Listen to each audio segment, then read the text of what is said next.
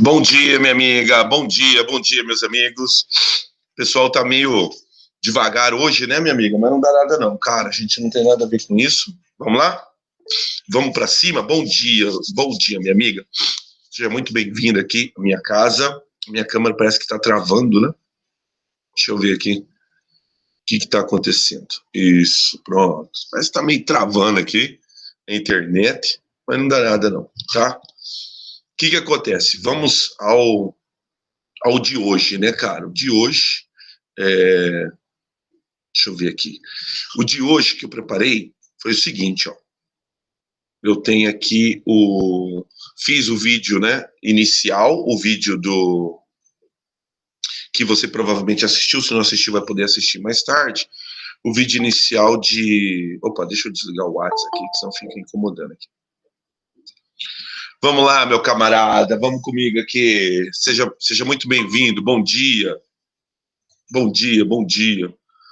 Então, aí o que acontece, cara? Opa, deixa eu ver aqui. Permitir, Fernanda. Bom dia, minha amiga. Bom dia. Vamos lá? Vamos para o de hoje. Isso mesmo. A câmera voltou a funcionar aqui. Bom dia, minha amiga. Bom dia. Olha só. Opa, mais um aqui. Natália, bom dia, Fernanda. Bom dia. Vamos lá? Vamos para o de hoje? Antes de mais nada, né, aproveitar que o pessoal está chegando na sala, sempre lembrando, né, do nosso evento, dia 7 do 11, dia 7 de novembro, né, que nós vamos contar com a presença do Rubênio Marcelo, aqui em Vias do Infinito Ser, né, já fui lá comprar o meu, né, particularmente, né, tem a dedicatória, ele fez a dedicatória ao meu professor, meu camarada, professor Gessé, tá? Ele fez ali um abraço, né? Um abraço do autor. Então, veja bem, no evento do dia 7, nós ainda não temos certeza se a gente vai poder estar presencialmente, tá? Mas vai ser uma live, que está marcada uma live, tá? Mas conforme o andar da carruagem e tal, por exemplo, pode de repente abrir para alguns alunos, tal. Então de repente você pode levar o seu livro, né, para que ele assine, né, para que ele possa fazer uma dedicatória. Daqui a alguns anos, né, pode estar valendo algum dinheiro, né, velho? Um livro assinado pelo autor, tá? Tá aqui minha notinha. Na ocasião lá, alguém cogitou a possibilidade de eu ganhar o livro, né? Eu fiz questão de pagar o livro. Por quê? Para eu dar um exemplo para vocês, né? Essa live, ela também vai ter um intuito. Qual que é o intuito? De vender cultura. Então, tentar implantar nos meus alunos, né, cara, a ideia de se consumir cultura. Então, a gente consome tanta coisa, a gente consome como é que é? Hoje em dia, né? Como é que é? iFood, como é que é? A gente consome comida feita fora, a gente consome roupa, a gente compra da internet, a gente consome, há uma cultura de consumir as coisas, mas não necessariamente a cultura de se consumir cultura. A gente tem em si a cultura da pirataria, conferem? Ué, fazer o quê, não é? A gente vai lá, pede, tem alguns que já me pediram para tirar xerox do livro e mandar, não vou tirar xerox do livro e mandar, né? No caso do Rubênio Marcelo, eu não devo nem fazer aquele serviço de, né, fazer um resumo do livro, não, eu quero incentivá-los a comprar o livro, experimentar o livro, em especial, né, claro, a poesia da página 40, que é a poesia que nomeia o livro, né, cara, Vias do Infinito Ser, é a poesia que está na página 40. Então, queria incentivá-los, é um trabalho sensacional, uma encadernação sensacional, feita com todo carinho, tá? São R$ 38, eu paguei 35, por quê? Porque eu sou professor, né? Deixa eu permitir aqui a minha amiga. Todo professor tem 10% em livraria, não sei se você sabe. Na Saraiva eu tenho 15%. Na Saraiva eu tenho 15%, então eu incentivo o professor, né, consumir livro, consumir literatura, né? Isso mesmo. E, então, para você ir lá na Livraria Franco, R$ 38 o livro, né? para você consumir lá na Livraria Franco. Vai lá, compre o livro, cara, ajude o ciclo da leitura, fala com o papai, né, passa ali na Maracaju, depois a Calógeras, antes da Ernesto Geisel, ali no Potilhão, vai ali na Livraria Franco, é o único lugar onde está vendendo Vias do Infinito Ser, do Rubênio Marcelo. Fala que você é aluna do professor Gessé, não vai fazer nenhuma diferença, ninguém vai te dar desconto, tá bom? Mas é aquele teu negócio, vamos consumir cultura, consumir literatura, certo? Então tá bom, dados os recados, feitos os jabás, vamos então, você tá vendo aqui, eu adquiri uma câmera nova, por quê? Porque eu cheguei no online para ficar, irmão. Então do online aqui eu meti o pé, né? Então tô no online, comprei uma luz aqui também para me ajudar durante as aulas. É assim, cara, é a vida, irmão. Então o online chegou para ficar, eu que também tenho, né, tô no métier, já falei para vocês, tô dentro do métier do concurso público. Então, muita gente já entendeu isso daí, que o online, de repente, para gente que é do cursinho, de repente não, né? Porque faz parte também, cara, né? O contato com os colegas, o contato com a galera, faz parte também, né? Mas o pessoal do concurso público, eles já entenderam que esse daqui é muito mais producente, mano. Não. Então, você contrata um professor para ele falar 45 minutos, ele fala os 45 minutos. Você contrata o professor para falar 3 horas, ele fala 3 horas. Então, já tenho meus cursos, né, cara? Dou curso na segunda-feira de manhã e no sábado à tarde para preparatórios para o concurso público. Gramática para o concurso público, né?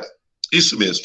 Então, aí, comprei a câmera, comprei uma luzinha, eu acho que vou comprar o microfone. O microfone não sei porque eu falo alto pra catiça, né, velho? Então eu dou aula aqui para um apartamento inteirinho, quiçá, o andar inteirinho, né? Todo mundo aí viajando aí na aba da voz alta pra catiça. Mas tá massa, então. Então vamos lá, vamos pro de hoje, cara. Eu fiz o vídeo com o Manuel Bandeira precisa de um vídeo só para ele, tá, cara? Então fiz o vídeo com o Manuel Bandeira, para o Manuel Bandeira, um autor sensacional, um autor extremamente melancólico, mas com uma melancolia que não é aquela melancolia dos românticos, né? Ah, vou me matar, então.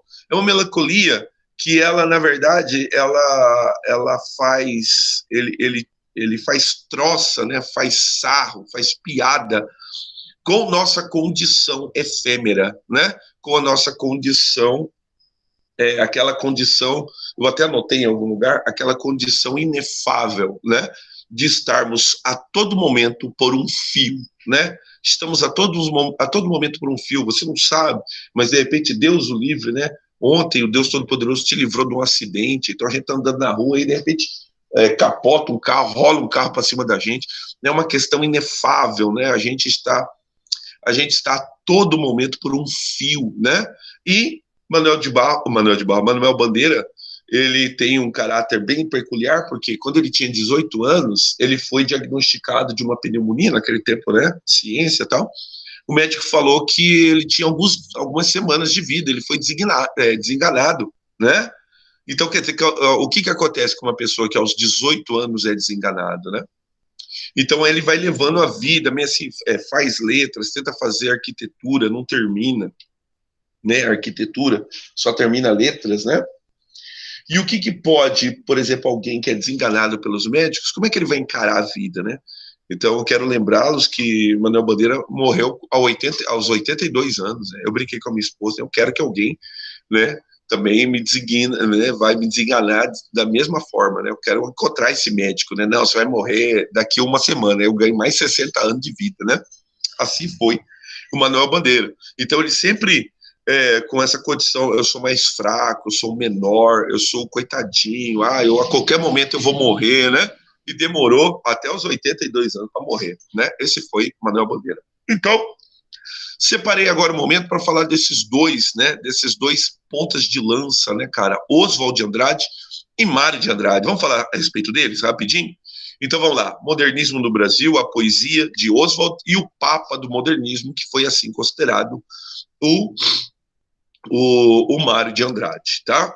Pois bem, modernismo do Brasil, já fiz o vídeo, usei esse mesmo pretexto aqui, desse slide.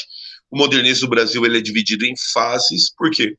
Porque justamente a cultura, ela reflete um comportamento social, um comportamento econômico, um comportamento religioso, por que não dizer, né? Então, toda a condição que envolve uma escola literária. Então, por isso que em 1902, com a Semana da Arte Moderna, a gente inicia aí aquilo que a gente vai chamar de primeira fase.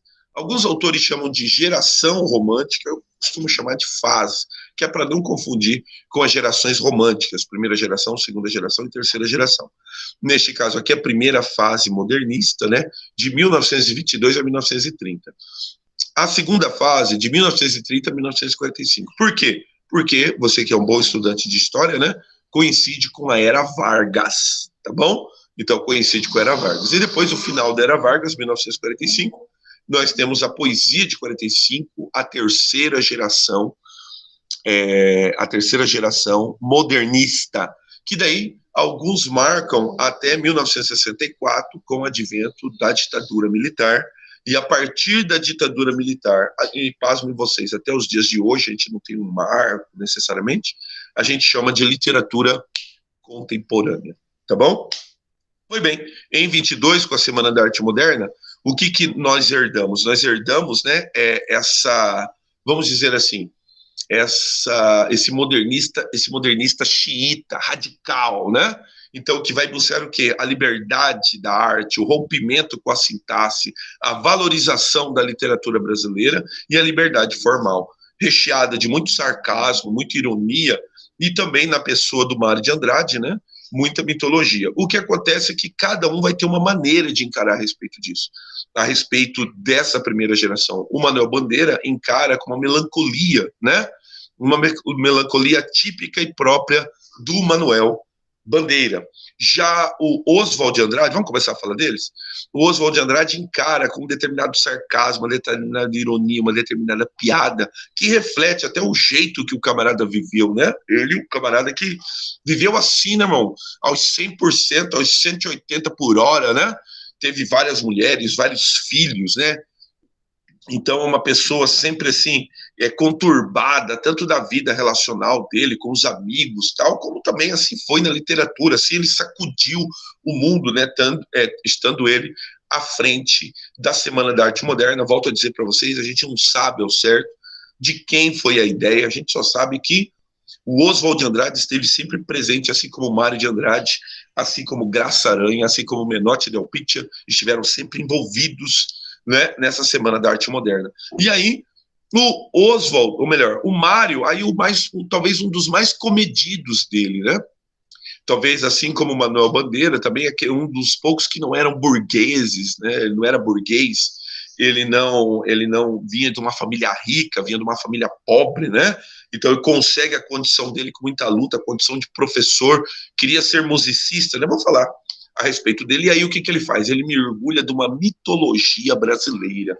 Essa vai ser a grande característica de Mário de Andrade, tá? Os cachorrinhos são libertados, os cachorrinhos aqui, eles estão andando aqui na sala, mas tudo bem. Vamos lá, então. Vamos falar do anarquista cultural, o camarada que viveu a 180 km por hora, o ponta de lança do modernismo brasileiro, tá? Isso mesmo, assim era o cara, vivia a 180 por hora, sempre, né? O Oswald de Andrade. Bom, poema ponta de lança do modernismo. Ele escreve poesias, romances, teatro, memórias, sempre com o advento anarquista, sempre com o advento de fazer a ruptura com o velho. Há quem diga que com essa vontade ele rompe, ou melhor, com essa vontade de romper com o passado da nossa literatura, com o passado da nossa cultura, ele comete alguns equívocos, né? O conteúdo não é tão importante para ele. O que é importante para ele é a ruptura, é o caráter anárquico. Ele faz algumas peças sensacionais, que no caso, um romance, né, Memórias Sentimentais de João Miramar, Serafim Ponte Grande, mas se você pegar a obra dele total, vai ter umas que, se, por exemplo, você nota assim, não tem muito nexo, por exemplo, os anarquistas, né? O que ele quer? Ele quer somente fazer a ruptura. Em O Rei da Vela, uma peça de difícil montagem, justamente por causa dessa ruptura que ele gostaria de fazer, que ele sempre tentou fazer. Então, assim como na vida, sua obra também é marcada por muita irreverência, muita ironia, um nacionalismo crítico, um combate ao purismo da língua, a obra satírica, debochada. Assim foi Oswald de Andrade em toda a sua produção. Ele refletia a sua produção da maneira como ele viveu. Por exemplo, bom, voltei aqui porque para ver as perguntas, né? De repente já tem alguma pergunta, então tá massa. O Oswald de Andrade, né, cara, o camarada que foi considerado ponta de lança da nossa literatura. Eu separei aqui uma breve biografia para ele, vamos ver? Oswald de Andrade nasceu em São Paulo, 11 de janeiro de 1880, formou-se em Direito e ingressou na carreira jornalística, então, Direito de formação, né? Então, formado em Direito por formação. Em 1911, iniciou uma vida literária num pequeno jornal, né, chamado O Pirralho, que fundou e dirigiu junto com Alcântara Machado e João Benanere, tá bom? Filho de família rica, tá? Então, o que acontece com ele? O papai dele morre cedo, mamãe morre cedo, ele é filho único. O papai, cara, era um grande latifundiário dos arredores de São Paulo. Então, à medida que São Paulo ia crescendo, tá? Os terrenos do papai iam valorizando sobremaneira. Então vamos ver se você vai entender. Eu esqueci o nome dos bairros, mas o papai dele tinha bairros inteiros lá de São Paulo. Quer dizer, que naquele tempo eram apenas fazendas, mas à medida que São Paulo ia crescendo, os bairros iam valorizando. E necessariamente um bairro de muito valor, assim, o caráter urbano fazia ele valorizar. Por exemplo, pensa aqui para a gente aqui, vamos tentar fazer um exemplo aqui em Campo Grande. Vamos pensar o camarada que era dono ali do bairro São Francisco. Aí, de repente, Campo Grande dá uma guinada ali, começa a crescer ali pelo bairro São Francisco. Os terrenos do bairro São Francisco, pô, vale um monte, né? E assim era Oswald de Andrade. Ele herdou uma parte de São Paulo, né? Os bairros inteiros, e não era um bairro. Os terrenos do papai dele se configuravam 2, 3 bairros. Então, o que acontece? Foi um camarada que necessariamente nunca trabalhou. Ele trabalhou no jornal, tal, ali, mas sempre envolto a coisas que ele queria fazer, tá? E daí, o que acontece, cara? Muito rico. E ele consumia muita coisa boa, entendeu? Então, ele ferveu muito a herança do pai. Ele torrou muito. Ia lá, vendia um terreno, ficava com a grana. Ia lá, vendia um terreno, né? E ficava com a grana. E daí, em 1912, o que ele faz? Partiu Europa, irmão, né? Então, além de ter contato com as ideias futuristas, também ele teve contato com Caminha. Caminha era uma mulher francesa, com ela ele tem um filho, e ele volta para o Brasil em 1917, trazendo seu filho.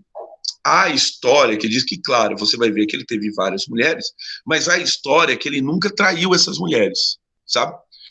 Dizem a história que ele nunca traiu. Quando chegava a hora, assim, que ele falava assim, tal, não quero mais, tal, ele largava e já partia para outra, né? É um camarada, assim, que sempre teve a necessidade de estar envolto de amigos e envolto de família.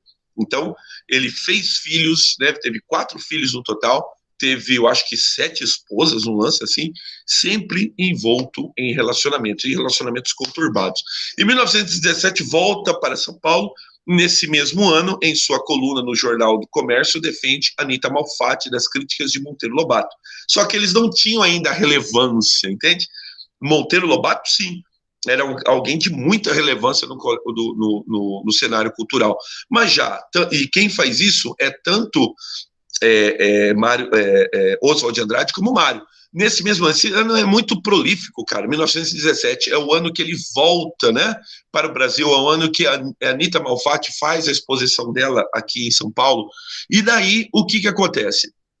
Ele vai numa conferência onde um professor universitário, um professor da USP, vai estar dando uma conferência sobre a importância, né, de enviar tropas, do Brasil ter enviado tropas para a Primeira Guerra Mundial. E aí ele acha muito fascinante a palavra do professor e quer entrar em contato com o professor. O nome do professor? Mário de Andrade. Então, 1917 é o ano da amizade dele com Mário de Andrade. A amizade é essa que vai proporcionar a Semana da Arte Moderna, né? Ficam muito amigos. O Mário de Andrade é uma pessoa sempre comedida, sempre, né, na dele, humilde. E o Oswald de Andrade, né, furacão, e tal, nós vamos fazer um movimento e não sei o quê, né? Viaja novamente para a Europa, tá? E lá, aí produz a Semana da Arte Moderna, ele lança os seus manifestos. Quando dá depois da Semana da Arte Moderna, ele volta novamente para a Europa. Lá na Europa, ele dá palestra na Sorbonne, né? Uma tradicional faculdade em Paris, tá? Sobre o esforço intelectual do Brasil contemporâneo. Em 1926, por ocasião também já estava aqui a Tarsila do Amaral. Tarsila do Amaral volta para o Brasil em 1923. Lembra, a Tarsila do Amaral não participa da Semana da Arte Moderna, mas depois vai fazer parte daquilo que a gente vai configurar, chamar do Clube dos Cinco, né? Que alguém já perguntou aqui para mim, né? A respeito deles. E aí ele volta também para o Brasil e aí começa o relacionamento com a Tarsila do Amaral. E aí ele casa-se com a Tarsila do Amaral, né?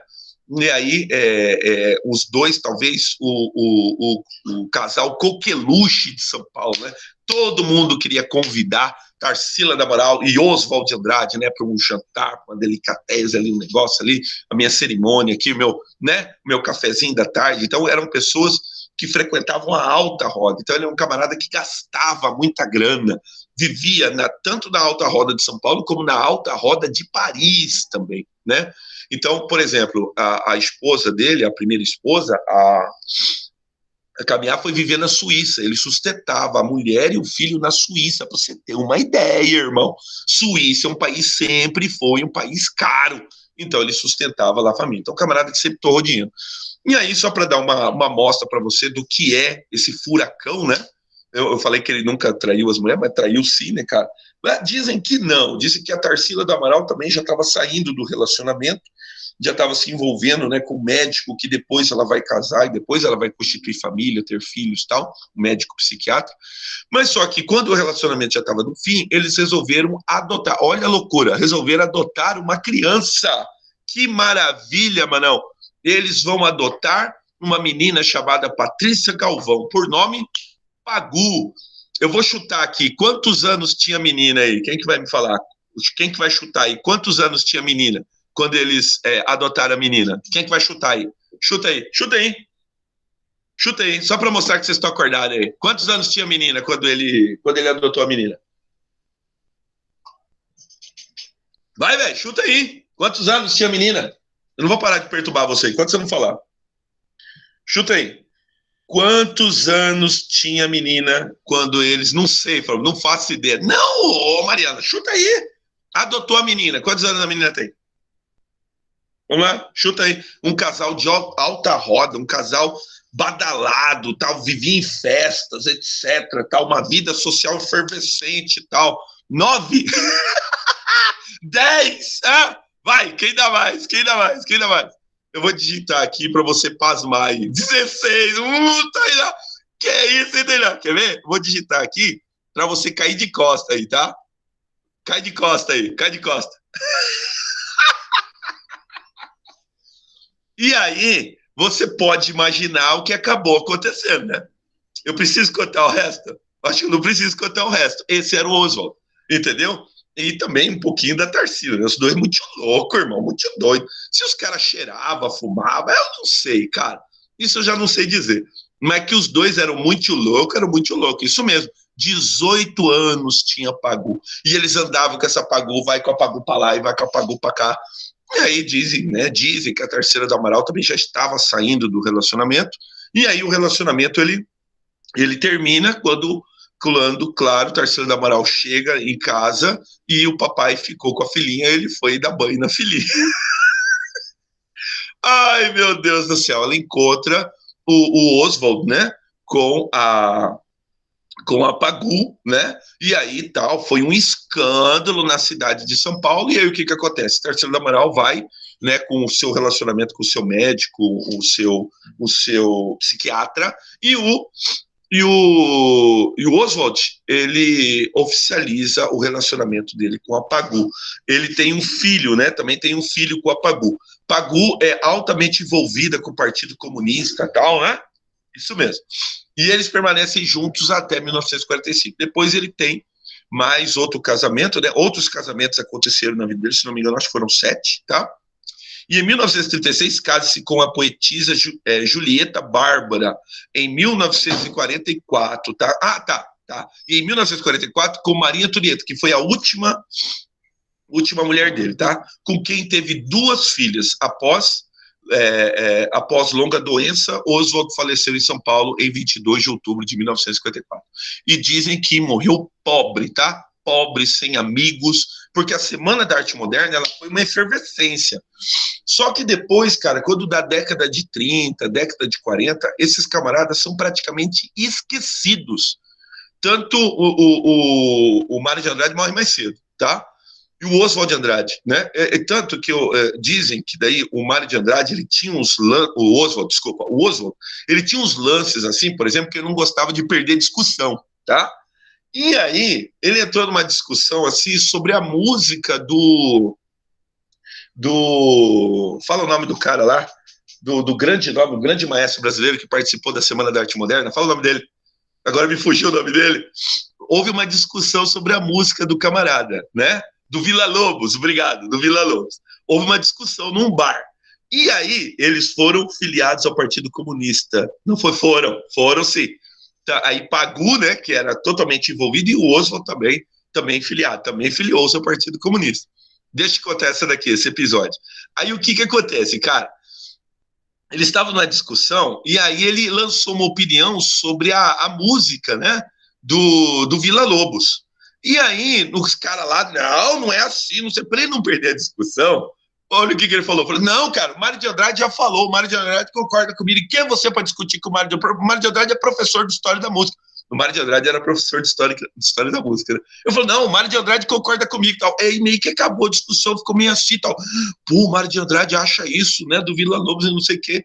Né? Aí o que acontece? O Mário ficou sabendo e falou, não, absurdo, não falei nada disso, tal, desmentiu. E foi lá na casa do Oswald. Pô, como é que você fala um negócio desse, cara? Né? Pô, eu nunca compartilhei dessa sua opinião, tal, não sei o que, e aperta o Oswald. Aí o que o Oswald fala pra ele? Mário, eu menti. Desculpa, eu tava perdendo a discussão, eu menti. Esse era o Oswald de Andrade, entendeu? Ele não gostava de perder discussões, ele vivia entrando em rusgas com os amigos, mas ele entrava em rusgas com os amigos, mas também ele gostava da reconciliação, ele brigava com os amigos, assim foi amigo de Antônio Cândido. Antônio Cândido foi amigo dele até o final da vida, sempre entrava em briga com o Antônio Cândido e tal, mas o Antônio Cândido, né, você sabe, Antônio Cândido, um grande crítico literário, né, eu tenho aqui o livro dele aqui, grande crítico literário, e aí até que aconteceu que ele entrou numa briga com o Mário, e aí, mano, aí azedou o capim no bucho, né, porque ele insinuou que o Mário não gostava de mulher, ele insinuou que o Mário tinha tendências homossexuais, entendeu? Isso foi um escândalo na época. O que o Mário fez? Rompeu com o Oswald de Andrade, só que tinha um pequeno detalhe, o Oswald, ele era essa figura que brigava com o outro, mas ia lá e fazia as pazes, né? E reconciliava. O Mário não, irmão. O Mário segurou e aí o Mário morre com 51 anos, morre cedo, né? De um ataque cardíaco. Morre cedo. E o Oswald de Andrade, diz a lenda que quando o Oswald de Andrade ficou sabendo, diz que o Oswald de Andrade chorou, sofreu a morte do amigo que ele rompeu e nunca pôde se reconciliar, nunca conseguiu se reconciliar, não é?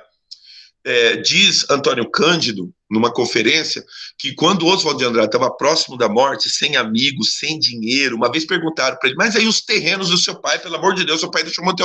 Eu comi os terrenos. Ele vendeu os terrenos.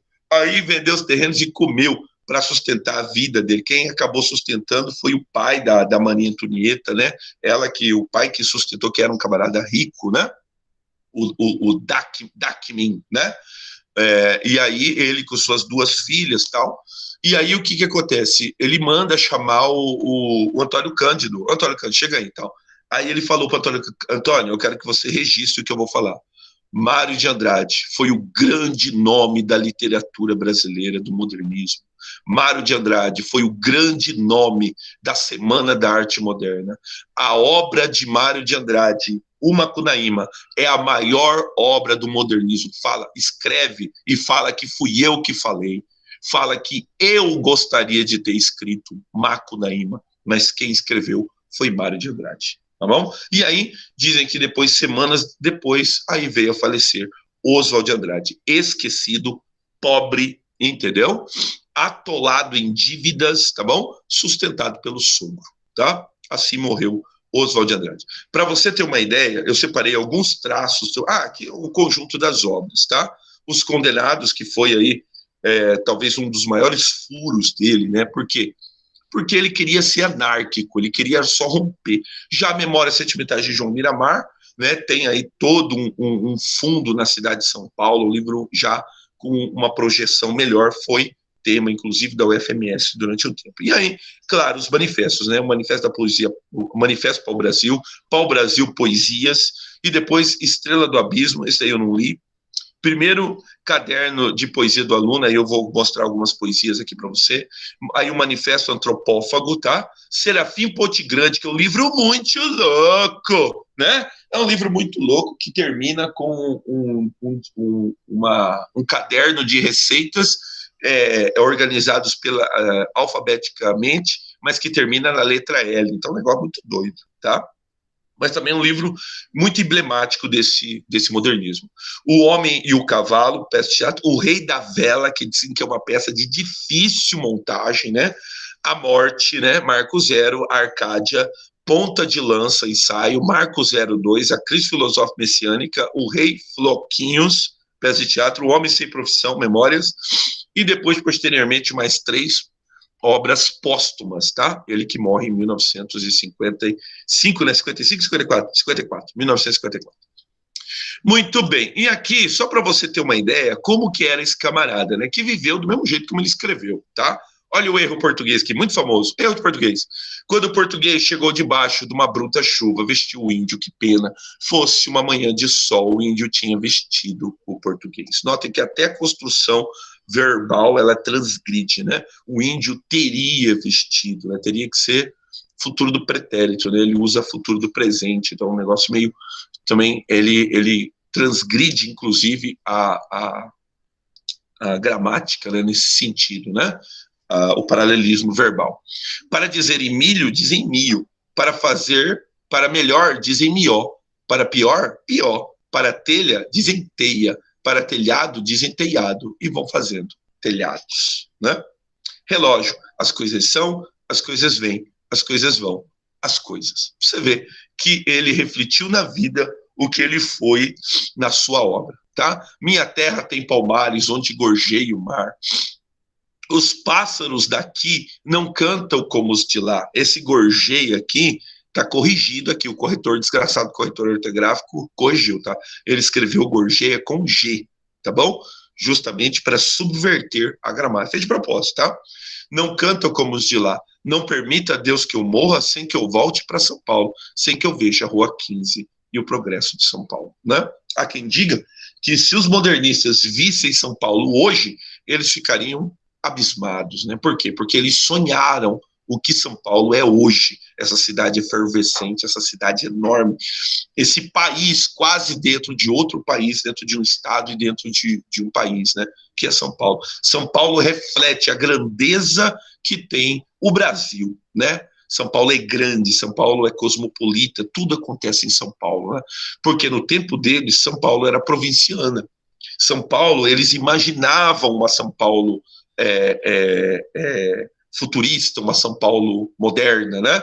Que não refletia São Paulo na realidade. São Paulo, na verdade, era muito provinciana no tempo deles. Era o lugar onde aconteciam as coisas, tal, mas ainda existia uma determinada pequenez, né? Não se podia, talvez, imaginar aquilo que São Paulo se tornou hoje, certo? Muito bem, esse foi Oswald, o ponta de lança. Agora vamos falar desse camarada aqui, eu separei para falar dele também. A hora está avançada, mas vamos falar dele. O Papa do Modernismo, cara, o camarada que escreveu, ou melhor, que reescreveu o índio brasileiro. Antes de eu continuar, deixa eu ver se tem alguma pergunta lá. Vamos ver se tem alguma pergunta, alguma questão sobre o Oswald, né, professor? Não está não tá aparecendo? Ué? Ai, cara, eu tirei a apresentação de... Desculpa, meu amigo. Da hora que tá assim, né, velho? Você tá louco, irmão. Oh, meu Deus do céu. Me perdoem, meus amigos. Eu vou mandar esse PowerPoint, tá? Para vocês, tá bom? Deixa eu mostrar aqui. Agora tá aparecendo, né? Agora tá ok? Fala aí para mim se tá ok. Quem vai falar para mim se tá ok? Sim? Ótimo. Então vamos lá. Vou mandar esse PowerPoint agora no WhatsApp, tá bom? Então tá massa, então. Olha só. Agora, o Papa do modernismo, né, cara? Há quem atribua a ele a ideia desse modernismo. Crítico à burguesia, luta por uma cultura nacional, paixão por São Paulo. Ele escreveu poemas, contos, romances, ensaios, tá? Destaque o ódio ao burguês, poema que ele recita na abertura da Semana da Arte Moderna. Eu insulto o burguês níquel, o burguês burguês, a digestão bem feita de São Paulo, o homem curva, o homem nádegas, né? E aí, o homem que reescreveu o índio brasileiro, porque se você prestar bem atenção, o índio brasileiro ele foi escrito por em O Guarani, certo? Em O Guarani, em José de Alencar. José de Alencar que descreve o índio brasileiro. E o índio brasileiro fica sendo peri até Macunaíma. Em Macunaíma, e é muito importante dizer, né? A gente tem que ler Macunaíma, não é porque ela é tema de um livro ali, ou melhor, tema de uma universidade ali. Não, tem que ver porque é divertidíssimo, ri-se bastante, né? Por quê? Porque no fundo do Mato Virgem nasceu Macunaíma, herói de nossa gente, era preto, retinto e filho do medo da noite. Houve um momento em que o silêncio foi tão grande, escutando o murmurejo do Uraricuera, que a Índia Tapanhumas pariu uma criança feia. Então, veja bem, dizem que no Macunaíma, o Mário de Andrade sai por uma viagem que ele faz ao norte do país, ele vai até o Amazonas, ele vai até o Pará, e ele faz, como professor, faz as suas anotações. E depois ele volta, né? E aí o que acontece? Ele escreve, ele dá a luz, ele dá a lume essa obra fantástica que foi o Macunaíma. Depois uma obra que eu sou muito fã também, Amar Verbo Intransitivo, tá? Uma pequena biografia.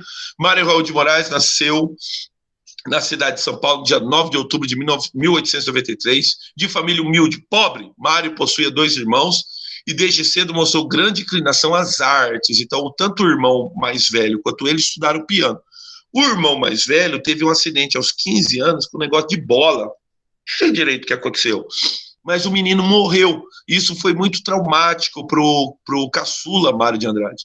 Que daí ele não conseguiu dar a carreira dele do estudo, ele queria ser concertista e tal, mas dizem que ele sempre lembrava do irmão e as mãos tremiam, tá? Estudou piano no Conservatório Dramático e Musical de São Paulo, ano da morte do seu pai, Dr. Carlos Augusto de Andrade. Nasce nesse mesmo ano, com apenas 24 anos, publica seu primeiro livro titulado Há uma Gota de Sangue em Cada Poema. Cara, eu sou muito fã do título desse livro, tá? Mais tarde, em 22, publica a obra Pauliceia Desvairada, né? Que ele vai recitar no Teatro Municipal, né? Com o advento da Semana da Arte Moderna. Tornou-se catedrático da História da Música no Conservatório Dramático de Música de São Paulo. O que é um catedrático, cara? O catedrático é o seguinte, tem a matéria lá, Escola da Música, História da Música, né? E aí vai ter vários professores de História da Música. Só que ele é o catedrático. O que é isso? Ele é o professor oficial da USP, e os outros professores têm que se reportar a ele. Qualquer atitude e tal, qualquer dúvida, reportam primeiro ao catedrático. Aí depois ele é como se fosse o coordenador da matéria de História da Música, entendeu? Então assim era Mário de Andrade. Nesse ano, auxiliou na organização da Semana da Arte Moderna, trabalhando ao lado de diversos artistas. Com Oswald, Tarsila, Anitta e Menotti, formaram o grupo modernista que ficou conhecido como Grupo dos Cinco, que alguém já perguntou para mim.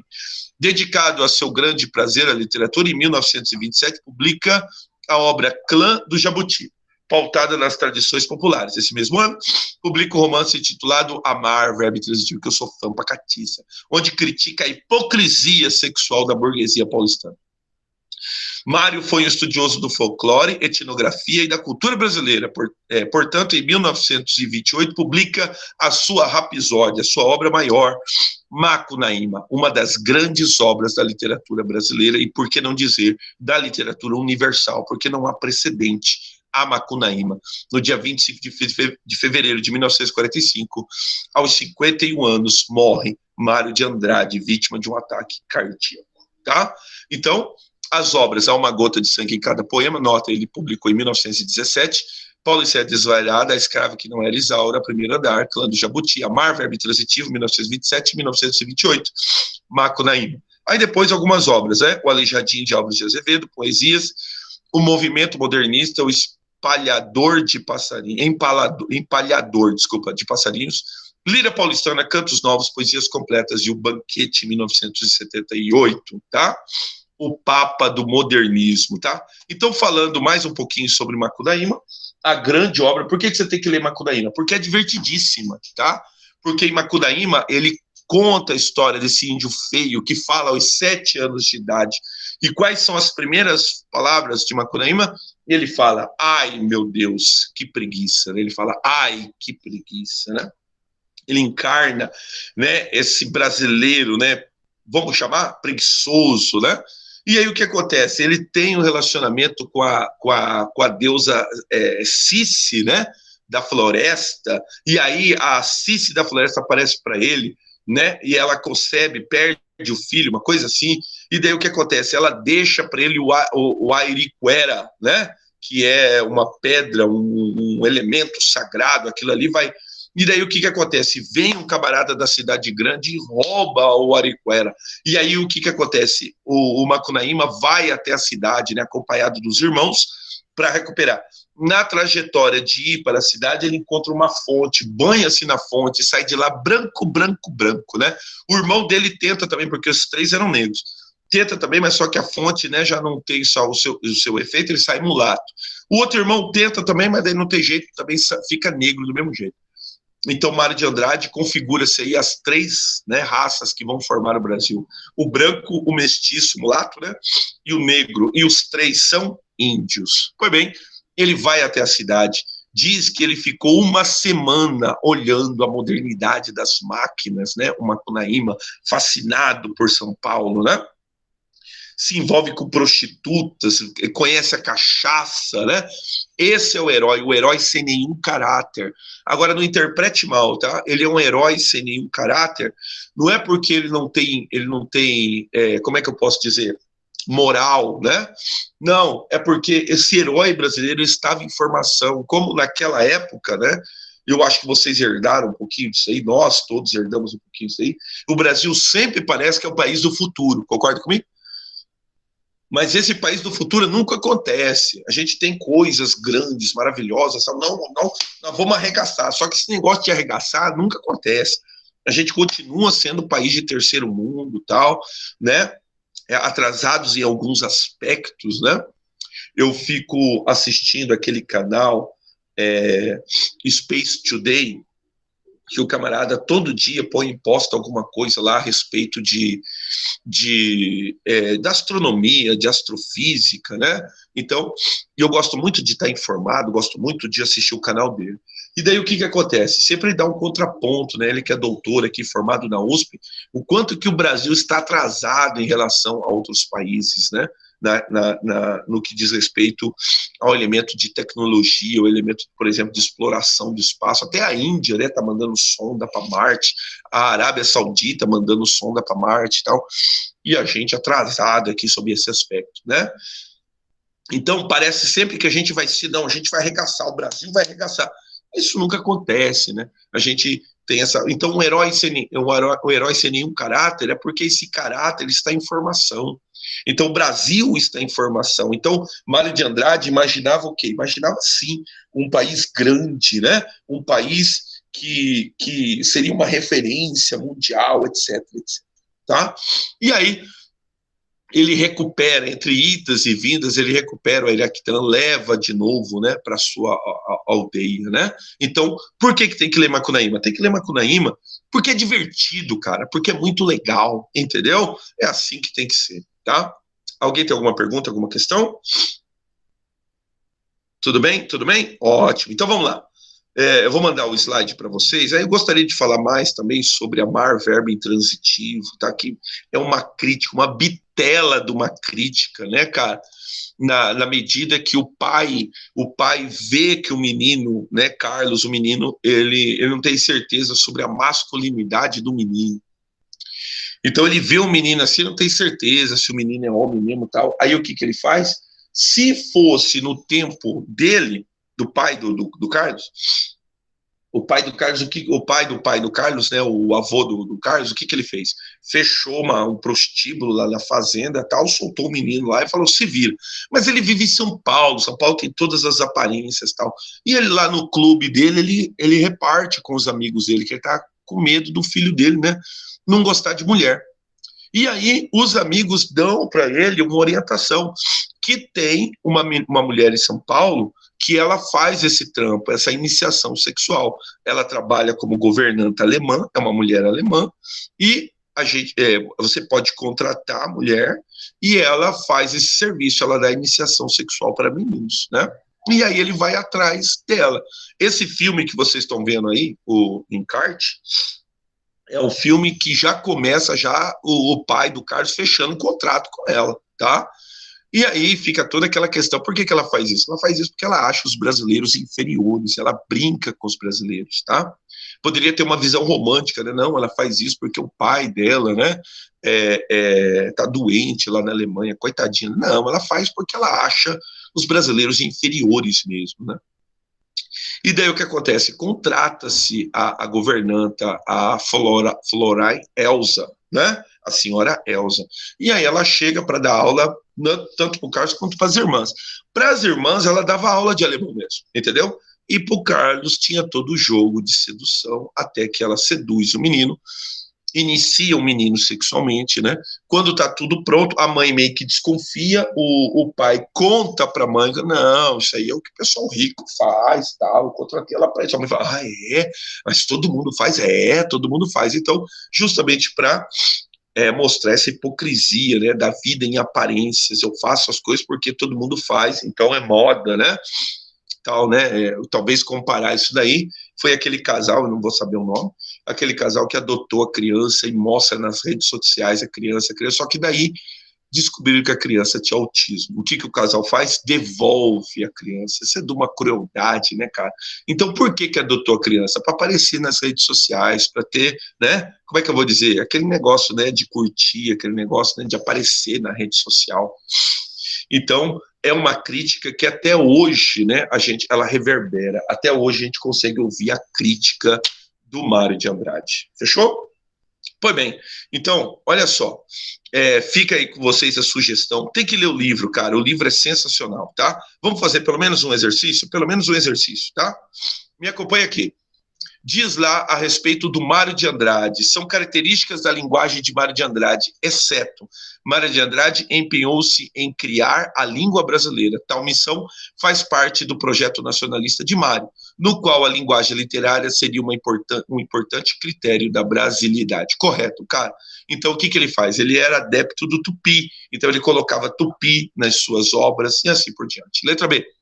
Para Mário, a língua é um fator de identidade da nacionalidade, importante instrumento da unificação cultural. O projeto de nacionalizar a linguagem pode ser percebido em seus contos e em uma de suas mais importantes obras, Macunaíma. Correto, cara. Ele quer a errada, né?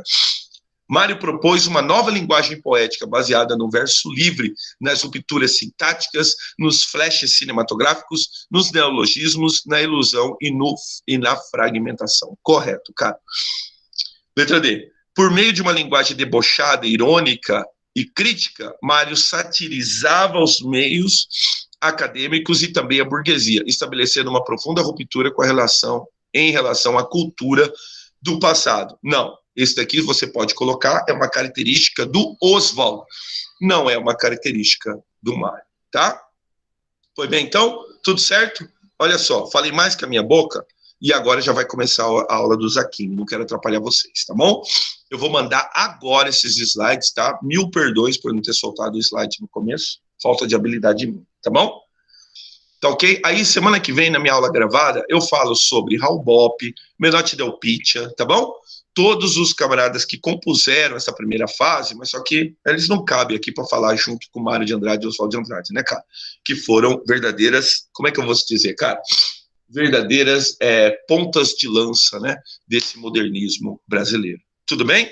Tudo certo, então? Meus amigos, ó, um abraço, tá? E até semana que vem, tá? Ah, e daí na outra semana a gente resolve só exercícios sobre a primeira fase modernista, tá bom? Fechou então? Um abraço, meus amigos. Até semana que vem.